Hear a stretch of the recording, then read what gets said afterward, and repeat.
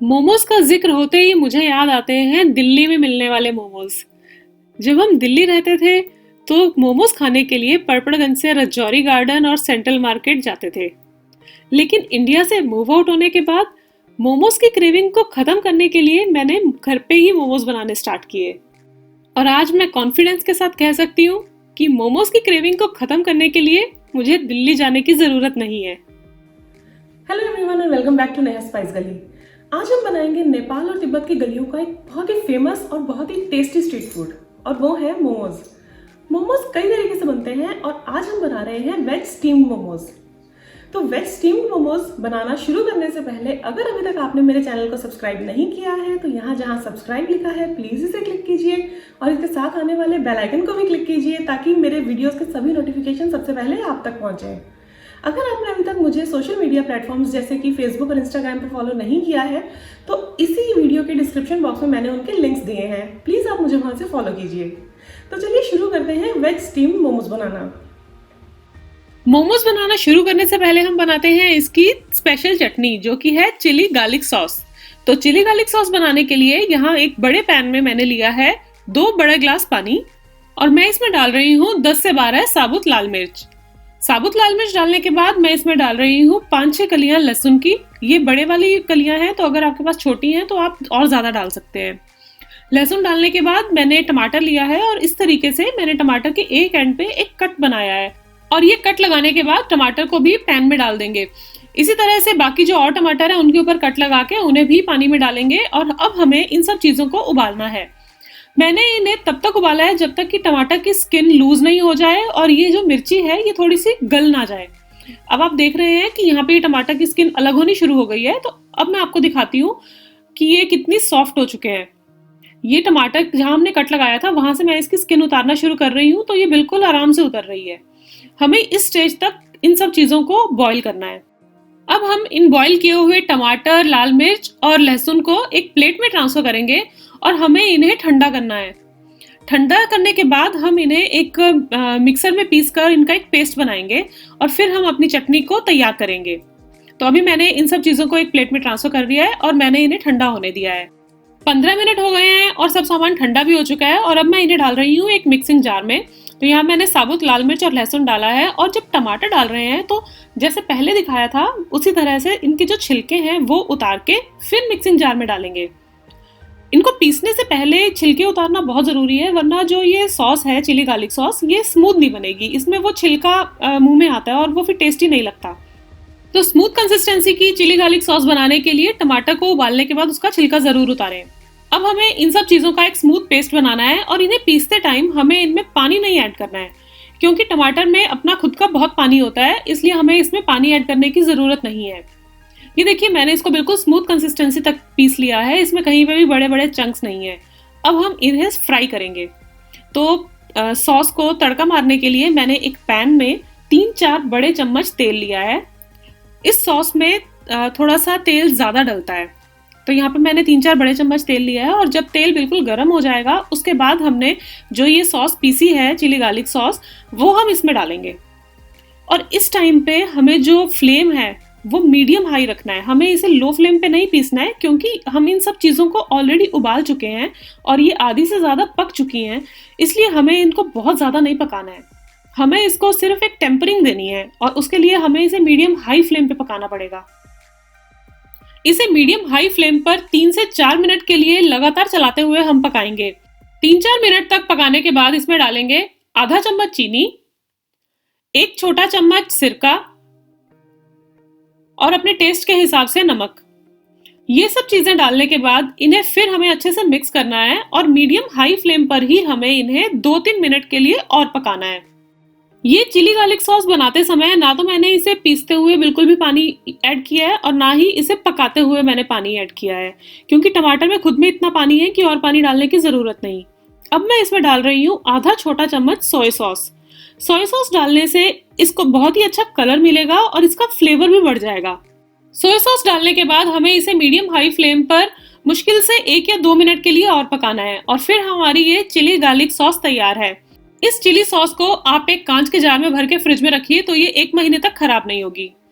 ये chilli sauce एकदम versatile chilli sauce है और बहुत ही टेस्टी है। इसे चाहे तो आप मोमोज के साथ खाइए या जहाँ पे भी आपको चाइनीज फूड बनाना है और उसमें आपको एक चिली सॉस ऐड करनी है, आप उसमें इसे ऐड कीजिए।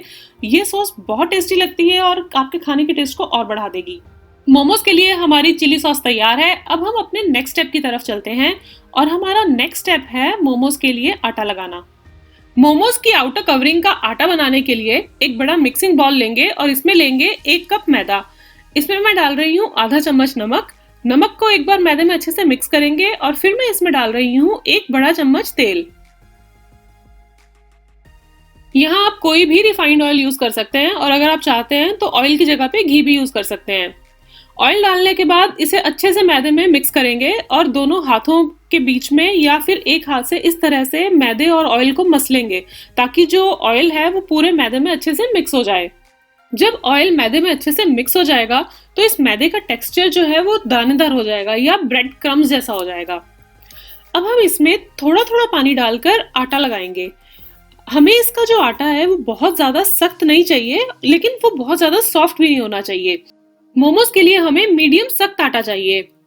आटा गूंथते टाइम एक बात का ध्यान रखना है कि पानी बहुत ही धीरे धीरे डालें, वरना अगर आप बहुत ज्यादा पानी एक साथ डाल देंगे तो आटा बहुत ही सॉफ्ट हो जाएगा। जब आटा इस स्टेज पर आ जाए तो उसके बाद थोड़ा सा ऑयल डालेंगे और फिर इसे एक बार दोबारा गूंदना स्टार्ट करेंगे। जो आटा है वो एकदम स्मूथ होना चाहिए, मतलब आटे में कहीं पे क्रैक्स नहीं होने चाहिए। अगर आटे में क्रैक्स होंगे तो उससे क्या होगा कि जब हम मोमोज को स्टीम करेंगे तो उस टाइम पे वो मोमोज फट जाएंगे। इसलिए बहुत जरूरी है कि जब आप आटा लगाएं तो वो आटा एकदम स्मूथ हो। ये देखिए मैंने आटा लगा दिया है और आटा एकदम स्मूथ है, इसमें कहीं क्रैक्स नहीं है। अब मैं इसके ऊपर 1 चम्मच तेल लगा के इस तेल को इस आटे में स्प्रेड कर दूंगी और अब इसे एक प्लेट से या क्लिंग फिल्म से इस तरह ढक कर हमें आधे घंटे के लिए रखना है। आधे घंटे में ये आटा रस जाएगा और फिर हम इससे मोमोज बनाएंगे। तो जब तक ये आटा रसता है तब तक हम मोमोज की स्टफिंग बनाने की तैयारी करते हैं।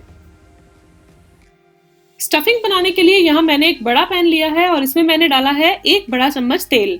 जब ये तेल गर्म हो जाएगा फिर मैं इसमें डालूंगी 1 चम्मच बारीक कटा हुआ लहसुन और अदरक। आप यहाँ पर लहसुन अदरक का पेस्ट भी यूज कर सकते हैं। अदरक और लहसुन को हमें कुछ सेकंड्स के लिए सौते करना है, हमें इसे ब्राउन नहीं होने देना है। कुछ सेकंड सौते करने के बाद मैं इसमें डाल रही हूँ 1 हरी मिर्च जिसे मैंने बारीक काटा है। इसे भी हमें सिर्फ कुछ एक सेकंड्स के लिए ही सौते करना है और ये मैं सब मीडियम हाई फ्लेम पर कर रही हूँ। अब मैं इसमें डाल रही हूँ बारीक कटी हुई हरी शिमला मिर्च। इसे भी मैंने मीडियम हाई फ्लेम पर कुछ सेकंड्स के लिए सौते किया है और सौते करते हुए इसे मैं लगातार चला रही हूँ। अब मैं इसमें डालूंगी कद्दूकस की हुई गाजर। यहाँ मैंने 2 मीडियम गाजर ली हैं जिन्हें मैंने कद्दूकस करके डाला है। इसी के साथ मैं डाल रही हूँ कद्दूकस की हुई पत्ता गोभी। आप इन दोनों चीजों को चाहे तो कद्दूकस कर लें या फिर इन्हें आप बहुत ही बारीक बारीक काट भी सकते हैं। ये दोनों चीजें डालने के बाद इन्हें मैं मीडियम हाई फ्लेम पर 3 से 4 मिनट के लिए पकाऊंगी। हमें इन्हें ओवर कुक नहीं करना है। फिर हम इसमें डालेंगे टेस्ट के हिसाब से नमक, आधा चम्मच काली मिर्च पाउडर और ये दोनों चीजें डालने के बाद एक बार फिर हम इन्हें अच्छे से मिक्स करेंगे और इन्हें फिर हम 2 से 3 मिनट के लिए पकाएंगे। हमें सब्जियों को ओवर कुक नहीं करना है, सब्जियों को थोड़ा थोड़ा कच्चा ही रखना है क्योंकि जब हम मोमोज को स्टीम करेंगे तब भी ये सब्जियां पक जाएंगी। मोमोज की स्टफिंग रेडी है। अब इसे एक प्लेट में निकाल देंगे और इसे ठंडा होने देंगे। अब हमारी स्टफिंग भी तैयार हो चुकी है और आटा भी लग चुका है। तो चलिए मोमोज की डम्पलिंग्स बनाने की तैयारी करते हैं। आटे को हमने आधे घंटे के लिए रेस्ट करवाया है और अब मैं इसे एक बार फिर से 2-3 मिनट के लिए गूंद रही हूँ।